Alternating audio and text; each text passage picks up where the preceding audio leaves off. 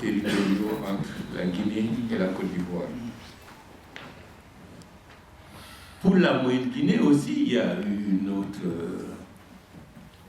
autre argument, que des djihadistes maliens se seraient infiltrés et ont un repli du côté de la Moyenne Guinée, notamment à l'Afrique. Faire sortir ça par des sites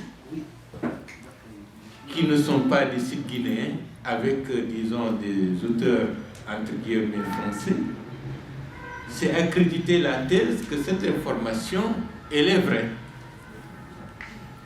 Mais c'est pour préparer une opinion internationale pour la militarisation de la Moyenne-Guinée, pour des éliminations dans cette zone, sans que la communauté internationale ne réagisse, pour justifier en fait que ce sont des djihadistes qui sont poursuivis dans le territoire guinéen.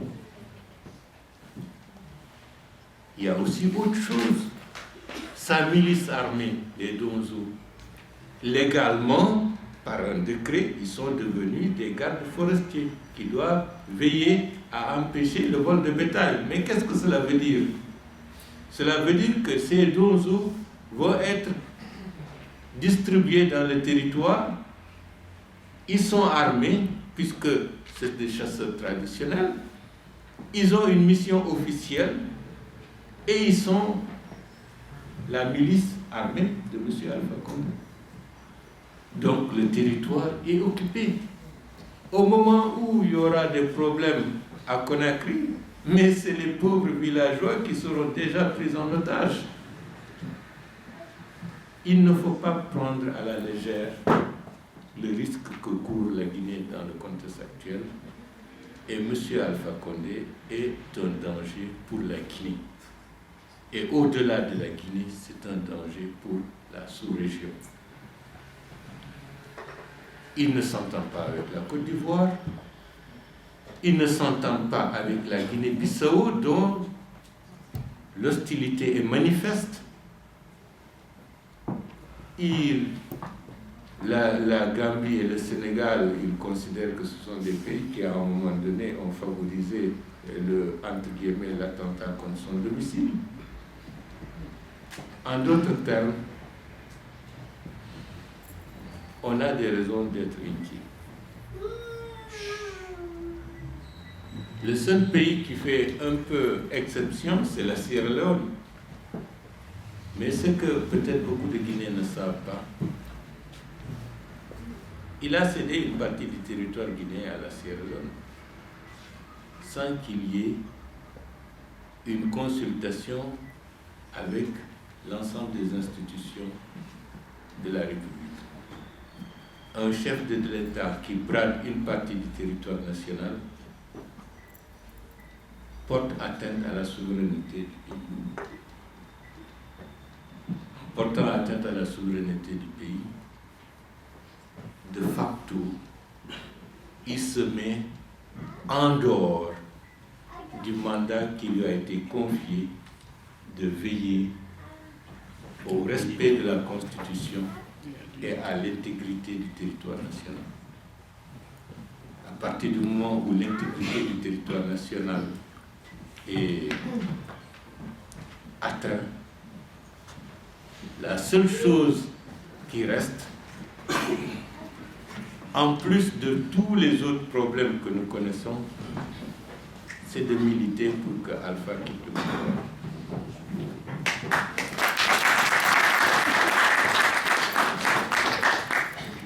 Alpha quitte le pouvoir, ce n'est pas une bravade pour dire qu'on veut. Non. Si on ne le fait pas, la Guinée court un danger très important.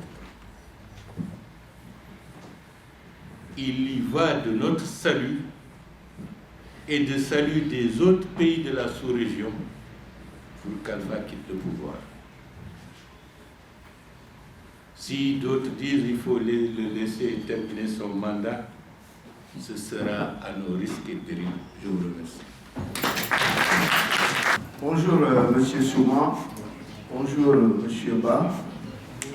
Je vais commencer ma question par votre dernière phrase.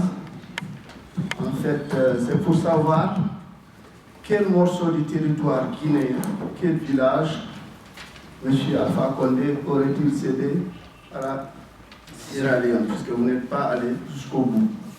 Ça, c'est ma première question. Deuxièmement, donc, je vais commencer par les questions que j'avais préparées au début. C'est par rapport à ce procès qui est effectivement théâtral, digne de notre âge, qui fait honte à notre pays. Je voulais demander, est-ce que, puisque plusieurs noms de leaders ont été cités, est-ce que vous avez eu à recevoir des convocations ou à être entendu par rapport à cette affaire de procès de l'attaque du domicile du président Alpha Condé? Troisième question, en observant à la télé ce procès théâtral, on a l'impression que les 80% des gens qui sont poursuivis appartiennent à une ethnie. La question que je me pose, c'est toujours ce fameux complot Peul. Est-ce que c'est aussi le cas cette fois-ci? Quatrième question, c'est par rapport aux perspectives pour la Guinée.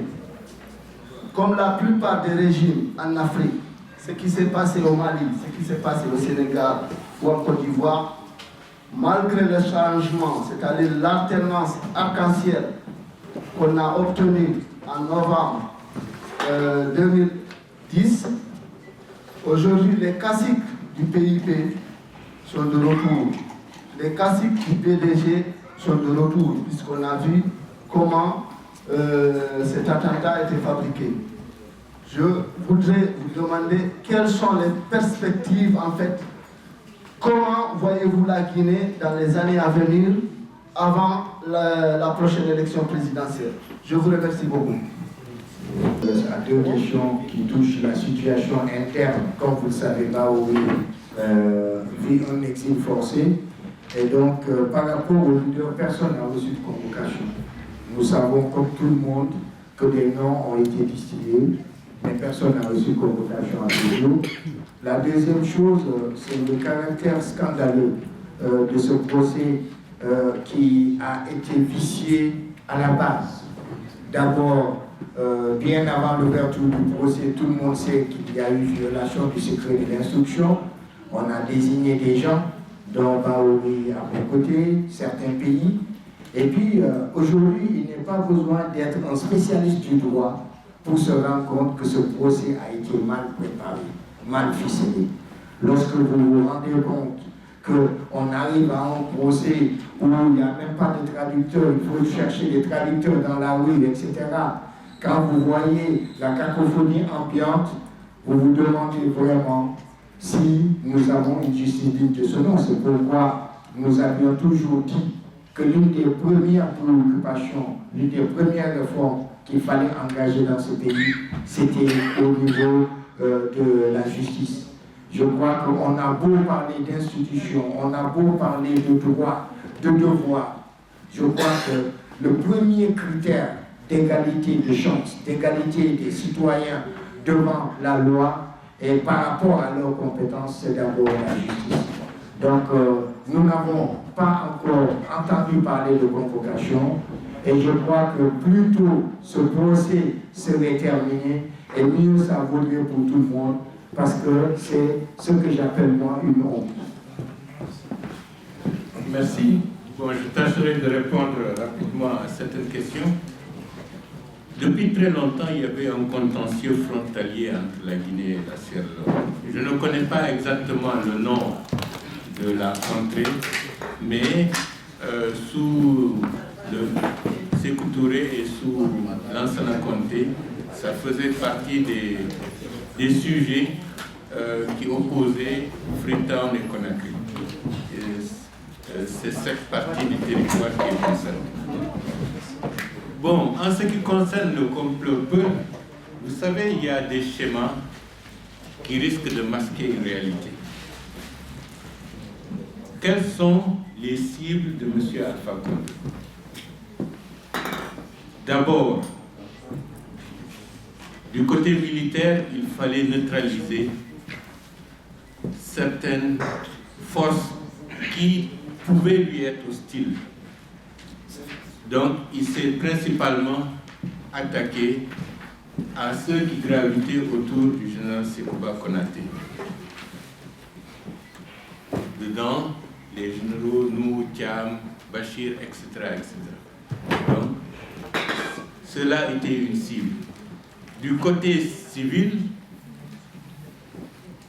je fais partie de la cible, sous prétexte que dans la classe politique, il faut faire taire ceux qui peuvent éventuellement le déranger. J'avoue que d'emblée, j'avais commencé dès avril 2011 à dénoncer la dérive et le putsch institutionnel qu'il a progressivement mis en place.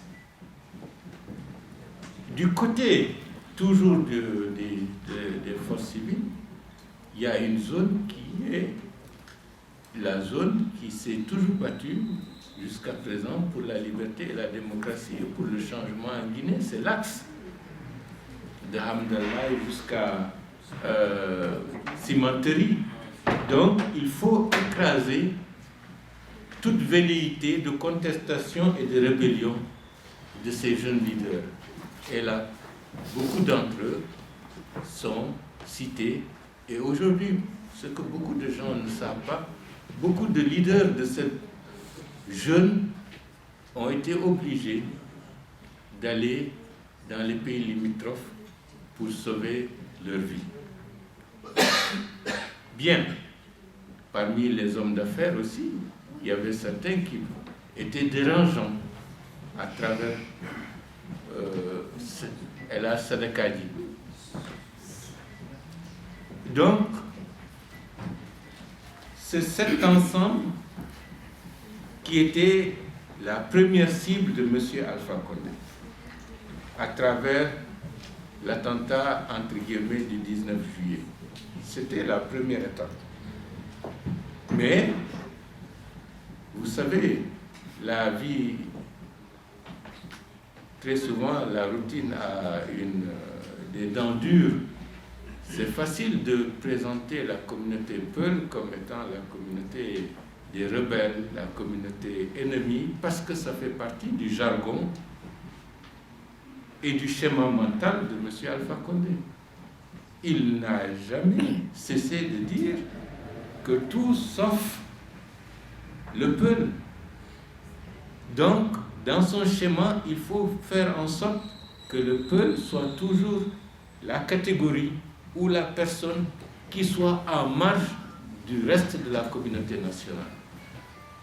Si ceci fonctionne, la communauté guinéenne est divisée et affaiblie. Si vous mettez de côté, vous isolez près de 40 à 45% de la population, il va de soi que les autres communautés vont se sentir très fragiles et on peut les instrumentaliser.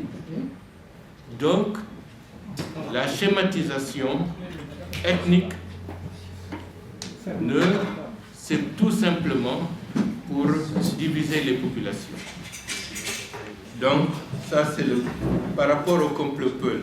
Je ne dis pas, je ne le reprends pas à mon compte, mais fondamentalement, il faut casser toute dynamique susceptible d'être un levain pour les combats pour la démocratie et la liberté. Et toutes les forces qui se sont illustrées dans ce schéma-là devraient être neutralisées.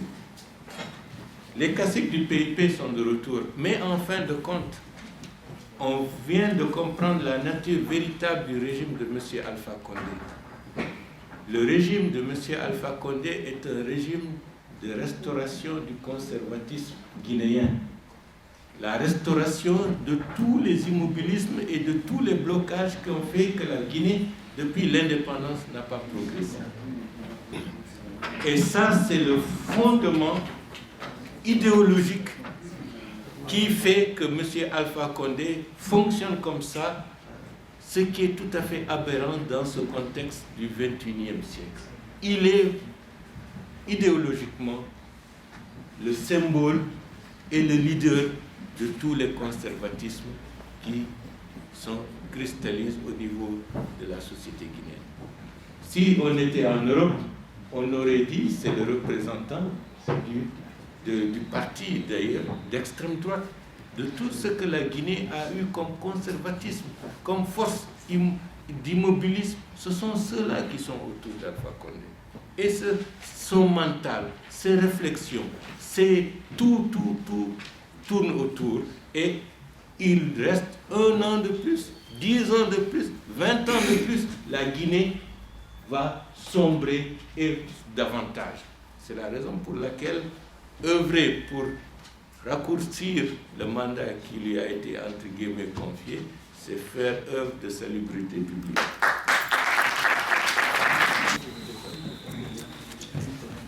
Messieurs, dames, bonsoir.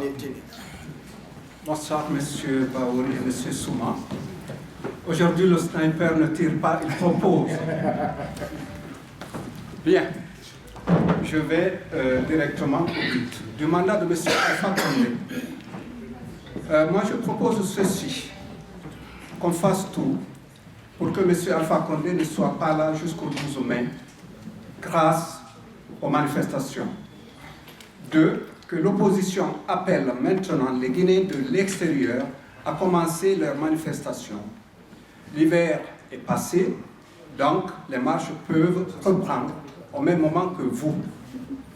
3e proposition, il ne faut plus dialoguer avec M. Alpha Condé, parce que ça lui permet de gagner du temps. M. Baouri vient de dire, il ne changera jamais. On ne change pas à 75 ans. On se prépare à mourir. Et on a changé. Ensuite, retirer les commissaires de la CENI. Ils représentent l'opposition. Vous savez, ma position à l'époque, je vous avais décrié. J'avais téléphoné à qui de droit. Ne plus impliquer l'OIF, ni aucun mandat de la communauté internationale qui serait venu au nom du gouvernement ou de la CENI. Ensuite du procès, il faut que les leaders de l'opposition aillent assister au moins à un procès public pour démontrer leur soutien aux accusés. Parce que ce n'est pas une cour martiale, donc c'est accessible à tout le monde. De l'opposition, je n'ai pas besoin de vous dire, de vous solidariser davantage. On voit de plus en plus que le désenchantement monte du part du RPG arc-en-ciel que j'ai décrit la fois dernière, qui n'est plus qu'un cerceau unicolore, plus de couleurs. Au RPG, il n'y a plus d'arc-en-ciel. À se demander si le RPG existe. De l'attentat. Moi, je dis que l'opposition, l'attentat, je veux dire, qui a coûté la vie aux officiers, il faudrait que l'opposition demande des comptes au gouvernement. Elle ne peut pas se taire. 11 officiers supérieurs, peut-être davantage. Il faut que le gouvernement guinéen rende compte. Il y a quelque chose en dessous. Pourquoi des militaires, rien que des militaires, vont aller représenter un pays? C'est du jamais vu, ni en Guinée ni ailleurs. Il n'y avait même pas leur ministre de la Défense. On en parlera après. Le régime de Alpha Condé ne fera que nous retarder. Donc, voilà mes propositions. Du reste, vous m'entendrez quand c'est nécessaire. Je vous remercie. Vous voulez faire un commentaire? Oui, par rapport aux propositions, c'est ce que nous attendons de vous. Hein, au lieu de nous fustiger à tout moment, nous sommes des maudissons, nous ne savons pas ce que nous voulons. Je crois qu'il faut nous faire des propositions. Et là, je retiens par rapport à l'intervention de la Marana quelque chose qui serait vraiment amène de faire dans les plus brefs délais, c'est que les leaders puissent se déplacer vraiment pour assister au procès. Je pense que nous ne l'avons pas fait. Je pense que ce serait une très bonne chose. Les commissaires à la CENI, ça pose un autre problème, une autre dimension. C'est dommage que le président Sidia soit parti, mais je puis vous assurer, à 3 heures de la prestation de serment, nous étions encore dans son salon et je puis vous assurer que ça n'a pas été facile.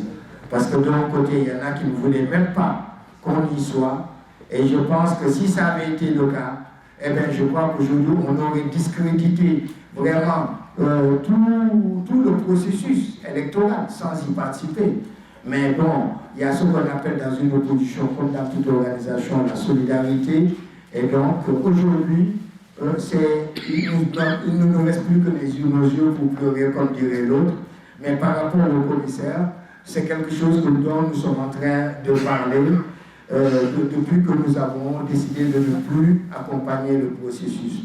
Maintenant, je vois, pour l'OIF, vous avez vu l'expert européen qui est arrivé. Je crois qu'au-delà du fait que ce soit un expert, vous devriez aller sur Google, taper son nom pour savoir qu'il n'est pas seulement un expert, c'est un businessman, c'est quelqu'un qui est dans beaucoup de domaines, l'armement et tout ce qui s'ensuit, donc il n'est pas aussi net qu'on voulait nous le faire comprendre. Ça, c'est une chose importante. Donc voilà, par rapport à l'accident, les boîtes noires sont déjà au Canada. Nous espérons, parce que nous sommes quand même à une autre dimension, eh bien, que ces pays ne vont pas tomber dans les tortuosités ou vraiment dans le maquillage de quoi que ce soit. Ils nous diront, parce que tout le monde sait qu'une boîte noire, c'est ce qui parle à la place des morts. Eh bien, j'ose espérer que nous connaîtrons toute la vérité par rapport à cette situation, d'autant plus que les langues commencent à se délier, comme quoi il n'y avait pas que des militaires dans l'avion. Donc c'est pour vous dire que comme on est dans le pays vraiment des commentaires et vraiment de la masturbation intellectuelle, si j'ose dire, attendons les résultats en tout cas de ce que nous dirons, révéleront les voix noires. Bonjour. Oui, bonjour. Je voulais juste faire une révélation, si ça ne vous dérange pas, et puis des propositions. Alpha Kourma, je suis rentré hier de Conakry, donc membre de l'UFDG, et je voulais juste vous dire un truc à tous mes compatriotes qui vivent à l'étranger. Moi, si je vivais ici, je suis rentré pour travailler en Guinée. Premier démissionnaire de l'administration Alpha Condé, bien entendu, ça a commencé par moi. Donc pour les gens qui ne sont pas au courant. Voilà, je voudrais juste vous dire, vous qui êtes à l'étranger, parce que pour des gens à l'intérieur, ce n'est pas facile, mais on fait des travaux, on fait beaucoup de boulot pour les faire comprendre que ce n'est pas un problème entre les Malinqués et les Peuls ou Soussous ou Forestiers. On les explique souvent. Parce que je rentre souvent dans les quartiers, je me sacrifie beaucoup en Guinée. Si j'ai quitté ici pour aller en Guinée, parce que je sais que j'ai quelque chose à faire là-bas. Parce que tous les Guinéens, que ce soit à l'intérieur ou à l'extérieur, on a tous pensé à un moment donné, même ceux-là qui n'ont pas voté pour Alpha Condé, parce que idéologiquement, j'étais un peu plus proche de lui pendant les élections, il faut dire la vérité. Mais dès qu'il a commencé à poser les premiers actes, j'ai vu des nominations, parce qu'il faut appeler le chien par son nom. Des nominations, c'est que des Malinqués. J'ai dit, mais qu'est-ce qui se passe? Moi-même, je suis Malinqué. J'ai commencé à poser la question, les gens ont dit, ah, Karo Manika Koul. J'ai dit, ah, alors il y a un problème. Là, ça ne va pas.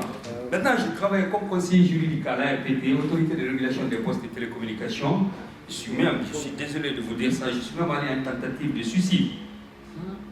Justement parce qu'un jour, tout simplement, on voulait licencier des jeunes Peuls et des jeunes Soussous dans le boulot. On voulait licencier des jeunes Soussous et des jeunes Peuls. Moi, je suis né et grandi à Sandervalia, dans un quartier Soussou. J'ai passé tout mon temps à manger le riz de Soussou. Donc voilà, je suis venu ici, je me suis marié avec une blanche. Si ça commence comme ça, nous, on se dit, on ne veut pas des Peuls et des Soussous ou autres là, parce qu'on veut se venger. Alors, et nos enfants que nous avons mis au monde, qui sont des Guinéens, qui sont métis, le jour qu'ils vont venir à Guinée, qu'est-ce qui va se passer? Donc, à partir de là, j'ai dit non, ça ne peut pas marcher comme ça. On m'appelle, tu sais, ça c'est, les autres nous ont fait énormément de mal. Donc il faut vraiment qu'on fasse ça. J'ai dit non, le seul crime qu'ils ont commis, c'est appartenir à une ethnie, c'est pas eux qui ont prié Dieu pour qu'ils soient appelés sous ou quoi que ce soit. Donc c'est moi qui devrais faire ce boulot. Mais j'ai refusé. Quand j'ai refusé, j'ai été taxé de quoi? Que c'est moi qui ai financé la campagne de l'UFDG à hauteur de 17 milliards. Mais moi, je n'étais pas habitué à ça, parce que pour quelqu'un qui a passé tout son... Pour quelqu'un qui a vécu ici pendant plus de 10 ans quand même, qui a fait la moitié de ta vie ici, j'ai dit, mais c'est quoi ce mensonge? Donc on m'a amené partout, devant les sages malinqués pour parler. J'ai dit, non, moi ça ne marche pas. Donc finalement, qu'est-ce qu'il faut faire? Je suis venu en France, quand je suis venu, j'ai licencié les gens. À mon retour, on les a remplacés par les malinqués. Moi, ça ne me dérangeait pas si des gens avaient la compétence requise. Même si c'était les malinqués. Moi, si pour le gouvernement d'Alpha Condé et malinqués, ça ne me dérange pas. Mais de grâce, que des gens quand même aient la compétence de travail, qui est la forme. J'ai dit non, mais je ne peux pas travailler dans cette insécurité. Donc j'ai démissionné. Je suis même allé trop loin. Malheureusement, vous savez comment ça se passe en Guinée. Donc j'ai expliqué à toutes les radios que vraiment ce qui se passe en Guinée. Donc maintenant, puisque j'ai été accusé, j'étais dans aucun bord politique, j'ai choisi, j'ai fait le tour des partis, j'ai vu que j'étais proche idéologiquement de l'UFDG, donc je suis rentré dans l'UFDG.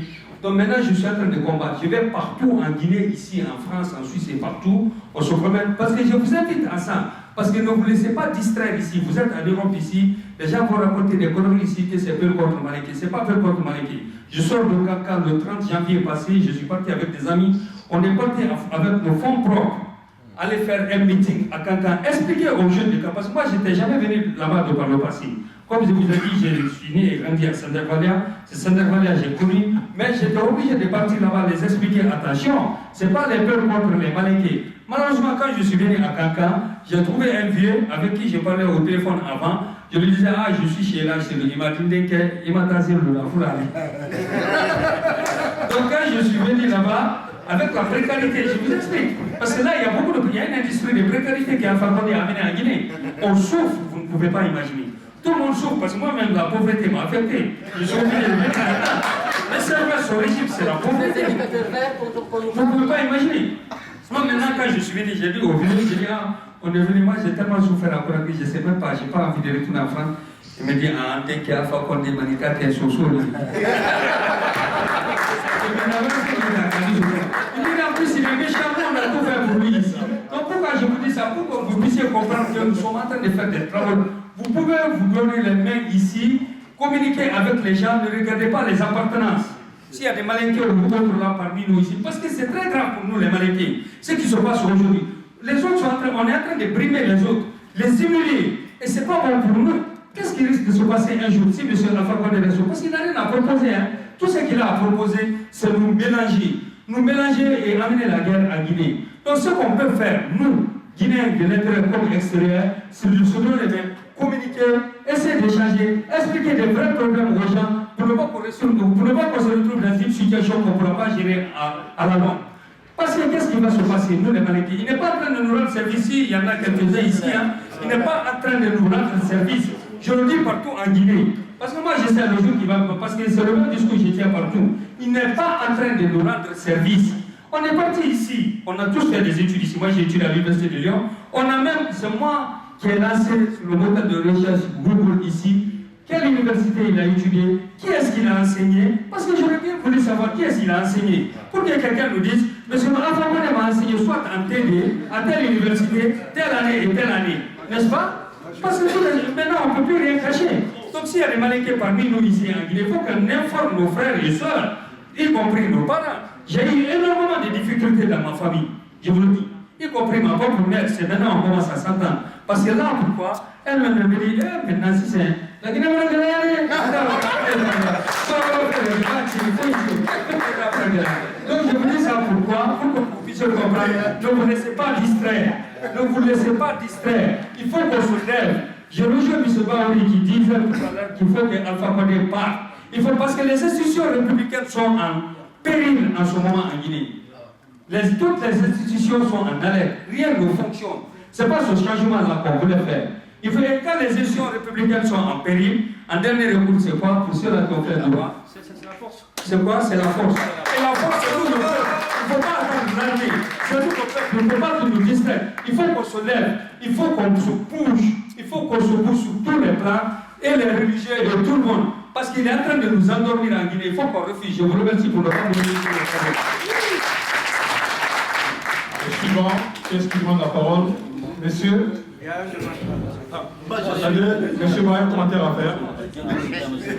Je crois que le témoignage de Kourouma est très bien pour faire comprendre aux uns et aux autres que dans le fond, les problèmes politiques en Guinée ne sont pas des problèmes ethniques.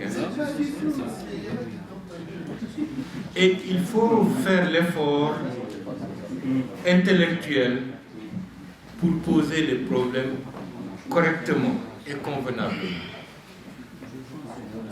Si une classe politique n'a pas de projet de société qui puisse intéresser l'ensemble des citoyens guinéens, il est facile de recourir au fait que je suis fils de tel, je suis de telle ville, je suis de telle région, donc tous mes parents doivent être avec moi. C'est absurde.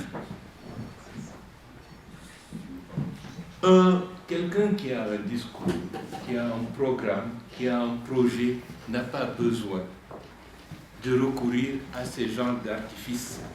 Mais quelqu'un qui n'a absolument rien à proposer et qui veut sauvegarder quelques privilèges, très souvent a recours à ces genres d'artifices. Ça me permet de montrer que ce qui peut sauver la Guinée, c'est la démocratie. La démocratie suppose que les gens sachent qu'on est des citoyens. Ce sens simple n'est pas compris par tout le monde. Être citoyen, c'est détenir des droits que personne d'autre ne peut vous l'enlever. Mais en Guinée, il suffit que quelqu'un soit au pouvoir, qu'il puisse considérer que la richesse, ça lui appartient et il distribue ça à qui venant et il domestique les gens. Je pense que c'est très important de se rendre compte que d'abord le problème politique guinéen n'est pas ethnique. Et M. Alpha Condé, si on scrute bien ce qu'il fait, depuis qu'il est élu, entre guillemets, je ne crois pas qu'il ait rendu visite à la Haute-Guinée. Mais nulle part. Non, il est allé à Kindia, il est allé à Bouquet chez toi. Et puis... oui. Donc, il n'est pas allé en Haute-Guinée. Ça, c'est un. Deuxièmement, par rapport au retour sur investissement, si on peut utiliser le terme, pour ces fiefs électoraux n'ont absolument rien reçu. Ceux de Sigiri, avec leur péage et l'or, ont payé déjà un lot de tribut parce que de force, on les oblige de cesser à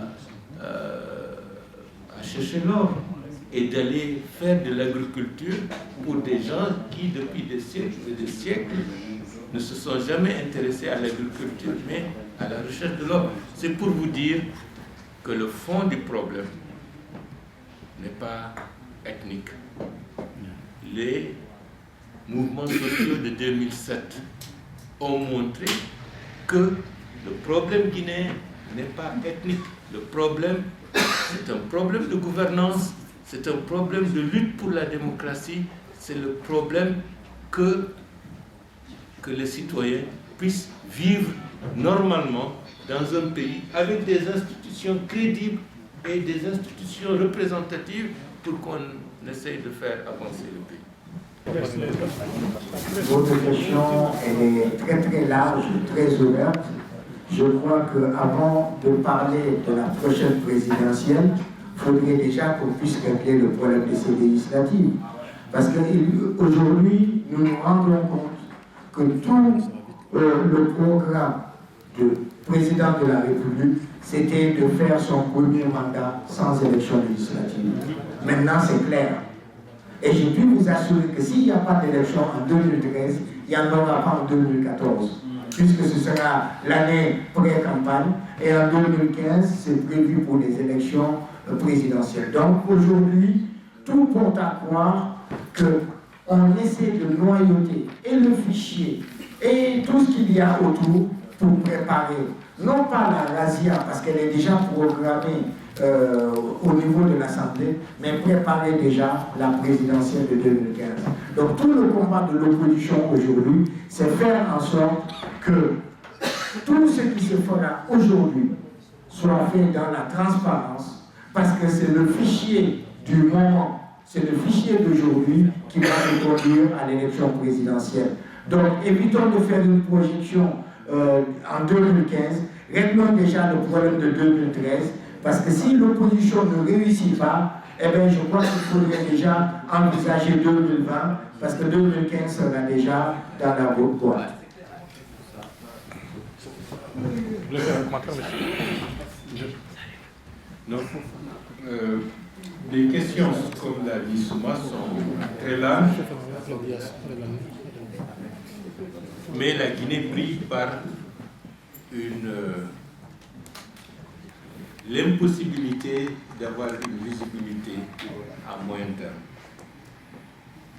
puisque demain, tout peut être différent. C'est l'opposition d'apporter cette différence-là. Je suis d'accord, c'est pour cela que des hommes et des femmes, au péril de leur vie, sont en train de se battre. C'est pour cela aussi qu'on alerte, qu'on sensibilise, qu'on discute, qu'on informe et qu'on essaye d'évaluer nos tares, parce que nos tares sont nombreuses. Pourquoi la Guinée n'arrive pas à se tirer d'affaire? Pourquoi plus de 50 ans d'indépendance, nous sommes l'un des pays les plus pauvres en Afrique de l'Ouest? Pourquoi notre diaspora est la plus importante à l'extérieur alors que naturellement ce pays est riche? Ce sont des questions qu'il faut se poser. Pourquoi?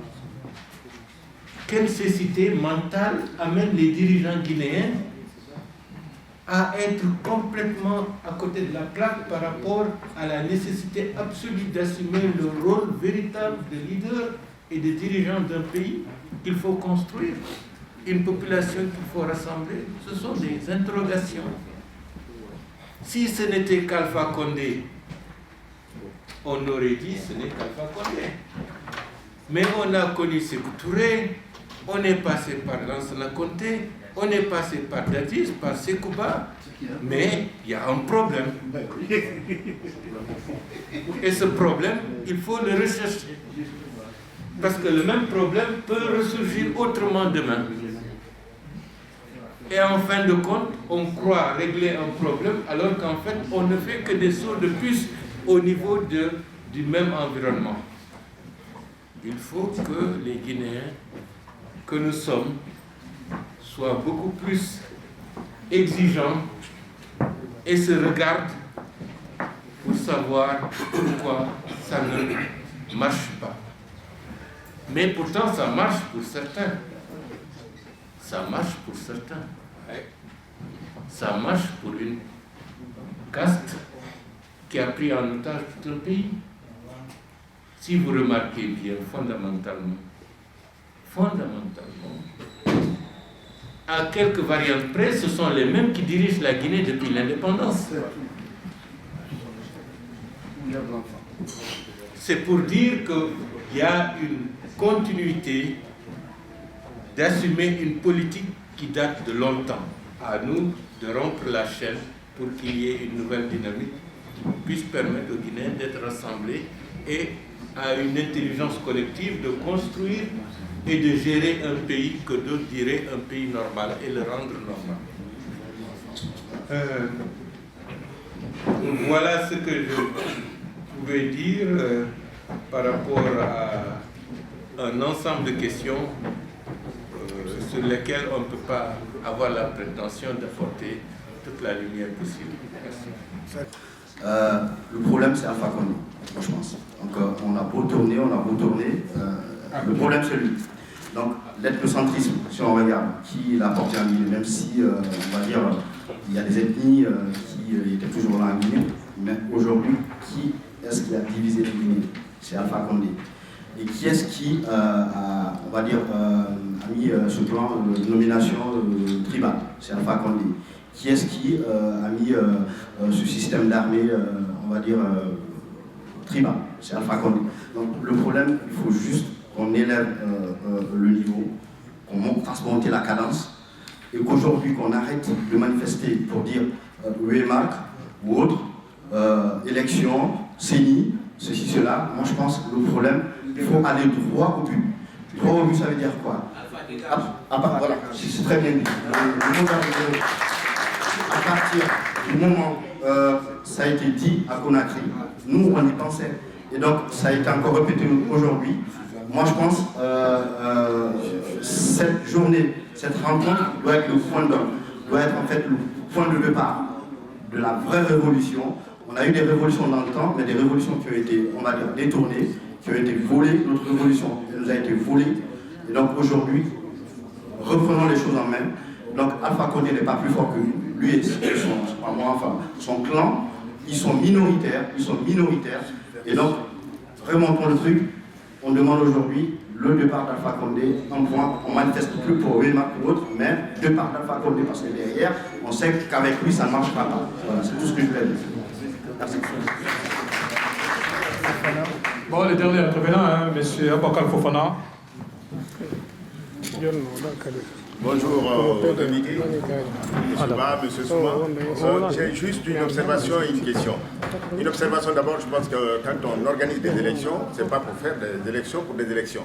C'est pour arriver à des élections non contestables et que le gagnant reconnaisse sa victoire et que le perdant reconnaisse sa défaite. Bon, les conditions ne me semblent pas réunies. C'est pour ça qu'il faut tenir sur la crête des principes. Les principes, c'est un opérateur, un arbitre, comme je l'appellerais, impartial, et puis surtout le vote des Guinéens de l'étranger. Il faut qu'on arrête de jouer avec les règles en Guinée. L'article 63 du Code électoral prévoit bien le vote des Guinéens de l'extérieur. Que je sache, il n'y a pas deux types de citoyens dans un même pays. Bon, nous avons pu voter pour la présidentielle, pourquoi ne le ferait-on pas pour les législatives? Ça, c'était l'observation. Je voudrais aussi que vous éclairiez ma lanterne parce que techniquement, je voudrais savoir, est-ce possible à la date où nous sommes aujourd'hui que des élections puissent se tenir le 12 mai, étant donné que le président doit convoquer le corps électoral 70 jours avant. Et pour que cela puisse se faire, il faut que le nettoyage du fichier soit fait avant, qu'on révise le fichier électoral. Donc pour moi, techniquement, ce n'est pas tenable, mais peut-être que vous pourriez m'en dire plus. Merci. Je vais répondre à la question d'Aboubacar Fofana. Aujourd'hui, il y a le docteur Makanera, qui est un éminent juriste en Guinée, qui a fait un papier pour expliquer le pourquoi du comment du non-vote, de la non-prise en compte des Guinéens de l'extérieur. Je crois qu'entre l'esprit et la lettre, il faudrait qu'en Guinée, qu'on arrête de jouer avec les articles ou avec les termes. Je crois que, en tout cas, en tant que dirigeant, s'il y a des gens sur lesquels j'aurais vraiment mis l'accent, j'aurais vraiment compté, c'est la diaspora guinéenne. Donc, tout le pays qui réussirait à capitaliser et la manne financière et les compétences pourrait vraiment s'en sortir. Ça, c'est la première chose. Donc, je pense que les Guinéens de l'étranger, c'est des gens qu'il faut prendre en compte, à qui il faut donner des députés, comme ça se fait en France, en Guinée, au Mali, au Sénégal. Donc, il ne faut pas jouer avec les textes, avec l'esprit et la lettre. Ça, c'est la première des choses. La seconde chose, c'est par rapport à la date. Tout le monde sait qu'un chronogramme a été défini par le président de la CENI. Tout ce qui aurait dû être fait au 31 décembre n'a même pas encore commencé. Donc c'est pour vous dire que vouloir tenir vaille que vaille à cette date pourrait poser des problèmes. Mais comme notre ami de Guinée 58 nous a dit que le président ne va pas convoquer le corps électoral. Donc je pense que c'est une très très bonne nouvelle. Merci. Je donnerai quelques... Je ne reviens pas sur la réponse qu'Ella Souma a donnée, puisque je suis d'accord. J'apporte une autre lecture de la volonté pourquoi Alpha Condé veut avoir des élections législatives. Ce n'est pas pour avoir une représentation nationale. Sinon, le CNT lui suffit convenablement. Mais il y a des clauses qui entrent en ligne de compte dans les contrats miniers qu'il a signés, qui nécessitent que ces conventions et ces contrats soient ratifiés par une Assemblée nationale. Donc, il lui faut une Assemblée nationale. Parce que sinon, il est bloqué. Et pour cette Assemblée nationale, il faut que ce soit une Assemblée nationale qui ne soit pas regardante sur les contenus des contrats miniers qui ont été signés. D'où la nécessité d'avoir nécessairement une Assemblée aux ordres qui ne lui posera aucun problème. Donc, derrière cette question électorale, il y a l'avenir de la Guinée qui est en jeu. Donc, il serait très important d'attirer l'attention des uns et des autres que ce n'est pas le poste de député qui est important. Qu'est-ce que le député va faire? Parce qu'il a bradé le pays. Il s'est retrouvé dans une dynamique d'accumulation vertigineuse de biens mal acquis. Il faut légaliser tout cela et le faire passer pour qu'il puisse plus pour l'instant se dire qu'il a rempli sa part de contrat avec ce qu'il a fait contre la Guinée. Donc, c'est que techniquement, nous, avec Alpha, il ne faut pas tellement avoir le regard sur les aspects légaux, sur les aspects techniques. Pour lui, la volonté politique, elle est au-dessus de tout. Je veux des élections dans 2 mois, même s'il y a des aspects constitutionnels ou des aspects légaux qui m'empêchent de le faire comme je le souhaite. Je piétine cette disposition légale ou réglementaire pour faire l'élection. Donc, avec Alpha, comme dit un autre, je ne veux pas reprendre le terme, mais comme on dit, c'est un calabanté. Donc, il n'a aucune règle. Bien. Donc, il lui faut une assemblée pour faire passer les contrats miniers qu'il a signés. Ça, c'est l'élément que je voulais rajouter à l'observation. Et puis, il faut se méfier aussi. Bakary Fofana, les gens l'ont sous-estimé. Pourtant, on leur avait dit que Bakary Fofana est un dispositif dans le champ guinéen extrêmement important. Sa femme et Elisabeth Côté, non? Sa copine, pas sa femme. Et travaille avec l'USAID, c'est IFES. C'est un réseau dans le cadre des processus électoraux. Bakary Fofana aussi, c'est la coordination des organisations de la société civile. Donc il dispose de tout un appareil qui lui permettra de faire ce que bon lui semble. Et il n'a aucun état d'âme pour faire ce qu'il aura à faire. Et peut-être au moment où nous, on se pose la question, est-ce qu'ils ont fait ceci ou est-ce qu'ils ont fait cela? Peut-être qu'ils l'ont déjà fait, mais ils attendent le moment pour dire que ça a été fait il y a 2 semaines, il y a 3 semaines. C'est que peut-être vous n'écoutez pas suffisamment la radio, vous n'êtes pas au courant, mais la décision a été prise. Donc ce sont des bandits qui gouvernent la Guinée, qui ne respectent aucune règle et qui font comme bon le semble. Ça nous ramène à l'état pratiquement primaire d'un état de droit. Ça n'a pas du tout... la Guinée ne fonctionne pas selon les critères de base d'un état de droit aujourd'hui. Donc il faut s'attendre à tout avec ce type de gouvernance. Vous posez un problème au niveau des institutions. Vous pensez à un régime parlementaire, alors que dans le cas d'espèce, nous avons un régime présidentiel. J'irai même plus loin en disant qu'en Guinée aujourd'hui, on a un régime présidentiel fort. C'est-à-dire que même si le président Alpha Condé n'a aucun député demain, il garde sa fonction. Donc, je ne comprends même pas pourquoi tout ce battage pour obtenir une majorité, en fait, peut-être qu'il y a des trucs derrière. Mais c'est vrai, en tout cas, une chose est certaine, si demain, moi je suis à l'Assemblée, je crois que nous avons beaucoup de choses à amender au niveau de notre Constitution avant de vraiment la proposer au référendum. Je crois qu'une Constitution, ce n'est pas un catimini, ce n'est pas dans un bureau, ce n'est pas une structure. Il faut demander l'avis de la population. Et je crois que dans le cas d'espèce, il y a beaucoup de choses à amender et à intégrer dans notre future Constitution, telles que la peine de mort, telles que les libertés publiques, le droit de la presse, les droits de l'homme.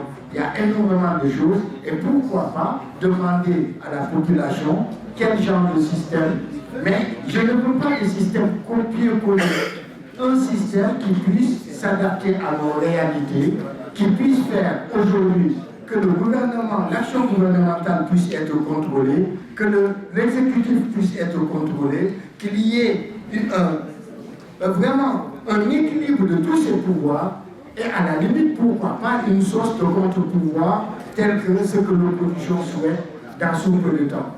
Donc c'est un débat que nous allons lancer sur le terrain et j'ose espérer que vous serez assez nombreux. Mon dernier mot, puisqu'on arrive à la fin, c'est un appel citoyen qu'on vous lance.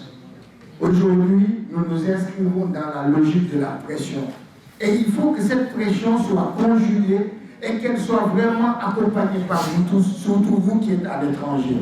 Parce que si nous ne réussissons pas cette logique de la pression, ce sera l'affrontement. Et l'affrontement, personne n'en veut. Personne, ça n'arrange personne. Ni l'opposition, ni le pouvoir, ni la Guinée. Donc c'est cette pression continue qui peut nous permettre d'asseoir nos institutions, de créer vraiment des contre-pouvoirs si nécessaire et avancer, aller de l'avant. Donc je vous demande, vous qui êtes ici, vous avez votre mot à dire, vous avez des parents installés au pays, essayez de faire en sorte de les éveiller, de les conscientiser, de les pousser à la réflexion, parce que comme l'a dit tout à l'heure le président Sidia, ne vous leurrez pas.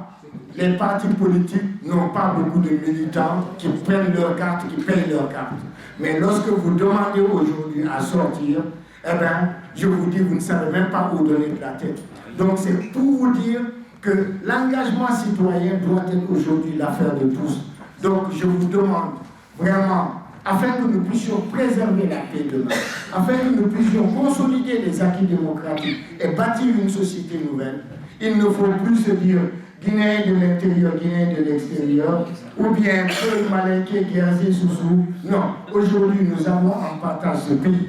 Il faut faire en sorte qu'il n'y ait pas de dérapage incontrôlé qui nous ferait regretter vraiment tout ce que nous sommes en train de vivre. Je vous remercie. Merci, Thomas.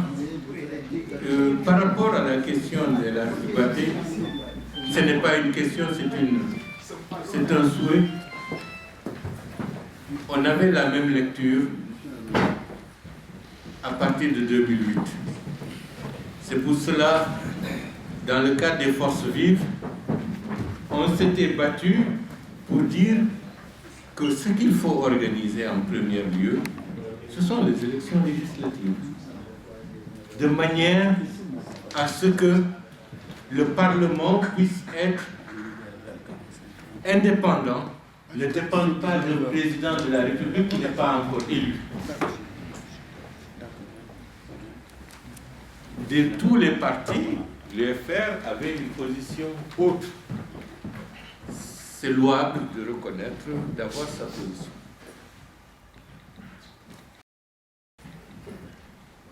Ce dispositif a été changé lorsque une commission ad hoc conduite par Jean-Marie Doré et Adjarabi ont rencontré Dadis. Et ils ont constitué un groupe de 11 personnes, 11 paritaires, et l'une des principales décisions, c'était d'inverser l'ordre des élections. Parce que Dadis voulait être candidat. Et à partir de ce moment-là, le drame a commencé.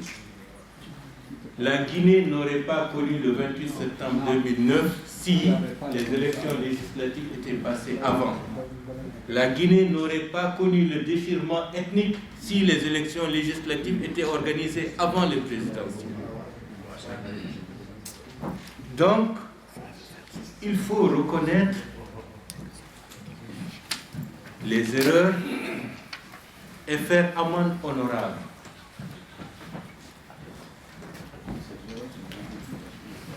Alpha Condé et la CELU ont rejoint la position de M. Sidi Touré. Ici en France, sous la pression de la communauté internationale, qui se croit malheureusement plus experte pour savoir quels sont nos problèmes, quelles sont nos manières de gérer nos problèmes pour en sortir. Ils disent qu'il faut organiser rapidement des élections présidentielles pour que les militaires regagnent les casernes et qu'en fin de compte, un gouvernement civil. Ça, c'est tellement mécanique qui ne tient pas compte de la réalité sociologique et politique du pays et ça nous a créé des drames. Et on n'en sort pas. 2 ans, ils sont en prison, leurs enfants ne vont pas à l'école. Donc, ceci, c'était pour rappeler que cette réalité, nous voulions, et à ce moment-là, El Alba Mamadou vivait, il était essentiel que les législatives interviennent avant la présidentielle. Mais, comme on dit, chacun croyait qu'il serait le prochain président de la République, et à partir du moment où on est président de la République, on va organiser les élections législatives pour se donner une majorité confortable. C'était l'une des fautes majeures qui nous poursuit jusqu'à présent. Ces élections législatives n'ont pas encore eu lieu et le pays est en train de sombrer. Il faut être cohérent. Le problème de la Guinée, c'est le manque de cohérence de son élite de manière générale. Il ne faut pas prendre une décision simplement parce que ça t'arrange. La décision qui apparemment peut t'arranger peut se révéler dévastatrice en ce qui concerne tes intérêts à court, moyen et long terme. Et aujourd'hui, on est en train de payer des fautes de ce genre. L'Assemblée nationale représentative qui aurait été mise en place durant la période de transition aurait eu les forces nécessaires d'empêcher toute gouvernance autocratique et toute dérive d'un pouvoir présidentiel. Parce que la légitimité des députés ne serait pas issue du président de la République, mais ils sauraient que leur légitimité dépend des populations qu'ils ont élues. On a raté là une chance extraordinaire pour sortir la Guinée de la tourmente. Et aujourd'hui, on est revenu à la case de départ. Bien. Bon, je conclus. On peut demander si quelqu'un a une question. Parce que je crois que c'est 19h, il paraît qu'on a encore 20 minutes. Donc, bon, si quelqu'un a je pense que l'essentiel peut-être peut-être l'essentiel est dit. Le message, personnellement, comme conclusion, c'est de reprendre courage. C'est de reprendre courage. La Guinée et à un tournant. Nous avons eu la chance d'avoir un peuple courageux. Et la génération actuelle, elle est une génération qui se bat fondamentalement pour un réel changement. Depuis 2007. Et le combat actuel n'est pas un combat différent des idéaux qui ont poussé les hommes et les femmes et les jeunes à descendre dans les rues en 2007 et de se faire massacrer le 22 janvier. On doit continuer ce combat. Bien entendu, il y a des allers-retours, mais fondamentalement, on est dans la trajectoire. Moi, personnellement, j'estime rentrer dans le champ des institutions actuelles, c'est de fermer la porte aux facteurs qui permettront de débloquer la guerre. Alpha Condé a tout verrouillé. Le système des institutions en place ne sont pas opérationnels et ne reflètent pas la volonté et l'attente de toutes les populations. Maintenir cela, c'est maintenir le pays dans un contexte où le pays est pris en otage. Je suis pour et je milite pour que les marches qui ont commencé ne s'arrêtent plus. Et comme mot d'ordre, le changement de la gouvernance actuelle par le départ de M. Alpha Condé.